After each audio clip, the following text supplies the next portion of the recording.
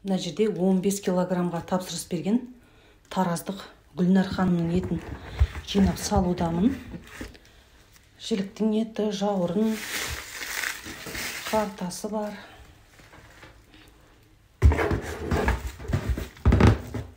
Барлық мүшесінен салынған екен. Жамбастың еті, жауырынның еті,